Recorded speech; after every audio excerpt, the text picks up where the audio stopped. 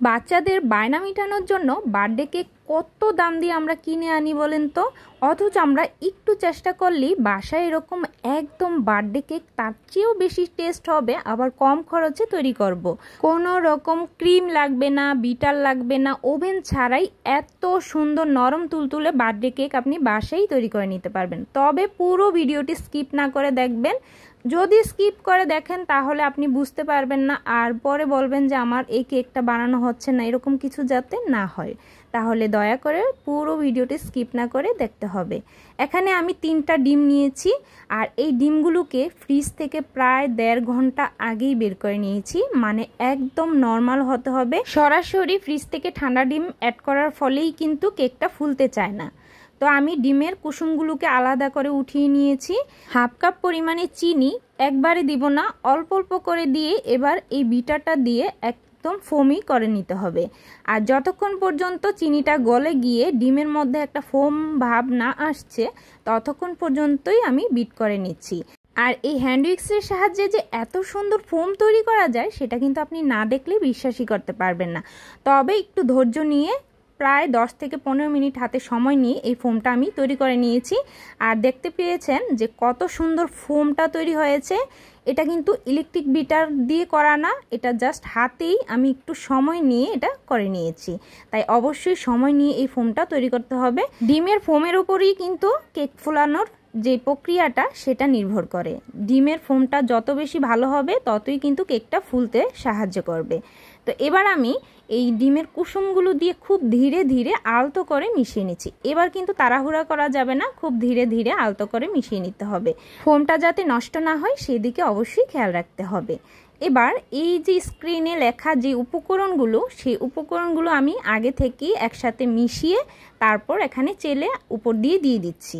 ভিডিওটা অনেক বেশি বড় হয়ে যাবে, সেজন্য কিন্তু এই ক্লিপটা আমি নেইনি। তো আমি স্ক্রিনে লিখে দিয়েছি আপনাদের বোঝার স্বার্থে।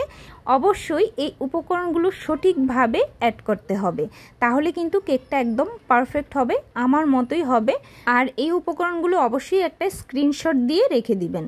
তো আমি এবার খুব আলতো করে ঠিক একইভাবে সময় নিয়ে এগুলো মিশিয়ে নিচ্ছি। প্রায় 10 মিনিট হাতে সময় নিয়ে এই শুকনো উপকরণটা ফোমের সাথে মিশিয়ে নিচ্ছি, যাতে ফোমটা নষ্ট না হয় সেদিকে খেয়াল রেখে অবশ্যই ধীরে ধীরে করতে হবে। তো আমি খুব ধীরে ধীরে একদম ভালো করে মিশিয়ে নিয়েছি, আর শেষের দিকে স্প্যাচুলা দিয়ে আরেকটু ভালো করে মিশিয়ে নিচ্ছি, তাও খুব আলতো করেই মিশিয়ে নিচ্ছি। যে পাত্রে কেকটি আমি বেক করব সেই পাত্রে একটা গোল করে কাগজ কেটে একদম নিচে দিয়ে তার উপর দিয়ে একটু তেল ব্রাশ করে দিয়েছি, যাতে বেক করার ফলে নিচে লেগে না যায়। ব্যাটারটা যখন ঢালবেন তখন এরকম ভাঁজ হয়েই পড়বে, তাহলেই বুঝবেন একদম পারফেক্ট হয়েছে। তো আমি লাম্পসগুলো যাতে না থাকে সেজন্য একটা কাঠি দিয়ে একটু ড্যাব ড্যাব করে দিয়ে দিচ্ছি। এবার যে পাত্রে আমি কেকটা বেক করব, মানে ওভেনে করব না, যেহেতু আমি ওভেন ছাড়া করব সেহেতু এখানে বড় একটা হাঁড়ি আগে থেকেই বসিয়ে এর মধ্যে আমি কিছুটা বালি দিয়েছি। যদি আপনাদের হাতের কাছে বালি না থাকে না দিলেও চলবে, শুধু স্ট্যান্ডটা বসিয়ে দিবেন। আর স্ট্যান্ডটা বসিয়ে ঢাকা দিয়ে আমি প্রিহিট করে নিয়েছি 10 থেকে 15 মিনিটের মতো। একদম খুব ভালোভাবে কিন্তু এই পাত্রটা গরম করে নিতে হবে। আর তারপর আমি কেকের মোলটা এর মধ্যে দিয়ে মিডিয়াম আর লোয়ের মাঝামাঝি চুলা আঁচটা রেখে প্রায় 40 মিনিট সময় লেগেছে বেক হতে। তো দেখুন চকলেট কেকটা কত সুন্দর হয়ে ফুলেছে, আপনারা তো দেখেই বুঝতে পাচ্ছেন, তাই না?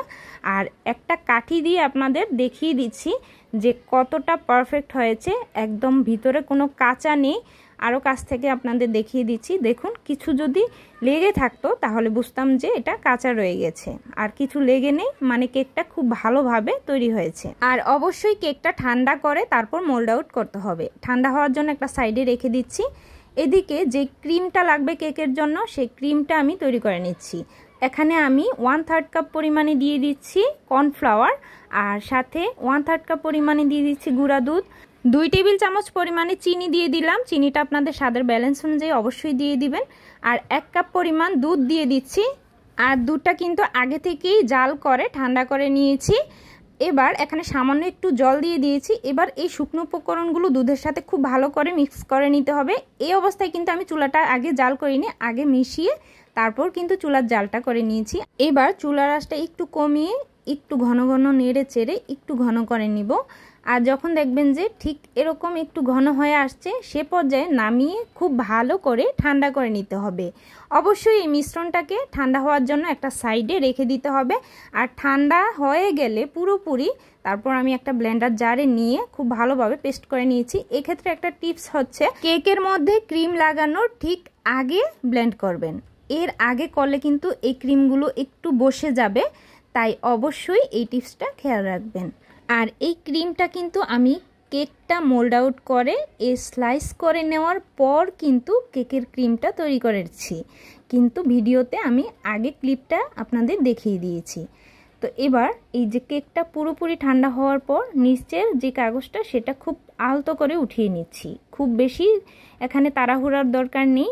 তো এবার আমি নিচের সাইডটাও আপনাদের দেখিয়ে দিচ্ছি কতটা নরম তুলতুলে হয়েছে। আর দেখুন আমি স্লাইস করে নিয়েছি 3টা ভাগে।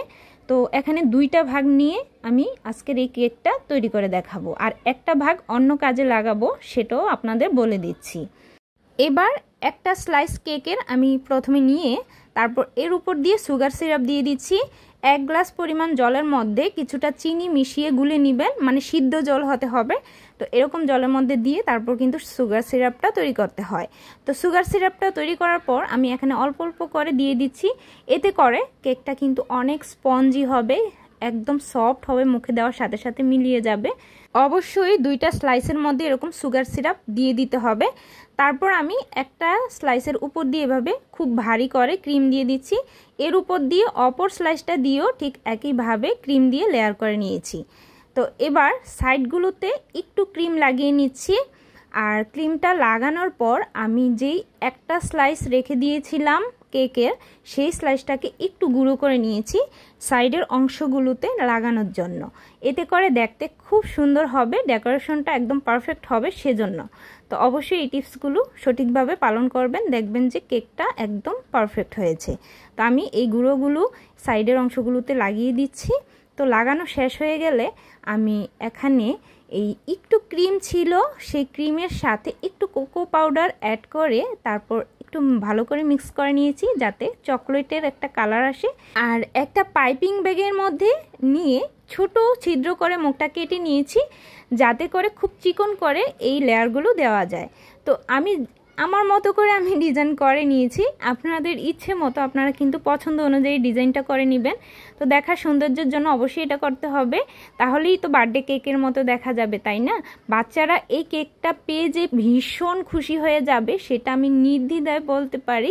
আপনারা অবশ্যই বাসায় ট্রাই করবেন। বিশেষ করে এই কেকের যে ক্রিমটা তৈরি করেছি এটা খেতে এত মজার ছিল, অসম্ভব মজার। আপনি কি বাজারে সেই ক্রিমটা ব্যবহার করেছেন নাকি ঘরে তৈরি করা ক্রিম দিয়ে কেকটা তৈরি করেছেন? আপনি মুখে দিলে বিশ্বাসই করতে পারবেন না, হাওয়াই মিঠাইয়ের মতো একদম মিলিয়ে যাবে। অসম্ভব মজার হয়েছিল খেতে।